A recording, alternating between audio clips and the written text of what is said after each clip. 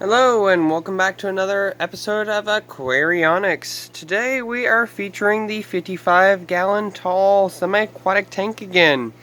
As you can see, I have removed the surface wood. Why? Well, I got some surface critters in here I don't want around.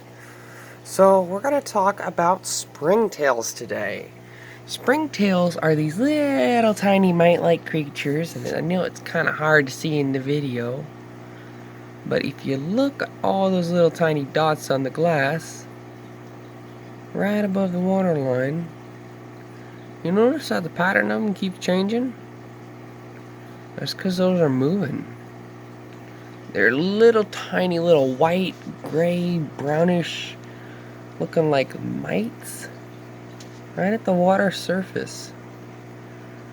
They can survive here quite efficiently as long as it's humid, so I took my top off in order to reduce the humidity. I'm going to go ahead and shut the light off for most of the time throughout the day and night these days in order to reduce the amount of algae able to grow in the water that these little springtails are going to feed on. Now, how do you know that they're springtails? Well, if you were able to see them through the camera, I could show them jump onto the top of the water and then jump off of it back to the side, but it's hard to get them to focus, sadly. I was hoping for a little better video quality, but it does not look like my phone's going to work on this. Well, yeah, there went one on that left-hand side there. It jumped right off the screen. So, one of the best ways to get rid of them is through making your water constantly move. These guys do not like the surface tension being broken. They like stagnant waters.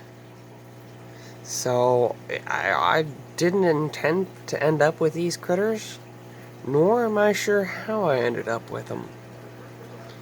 But I know that by breaking the surface tension and adding enough movement to the water, I should be able to keep their food supply minimized and keep them vulnerable to the guppies who will hopefully just eat them.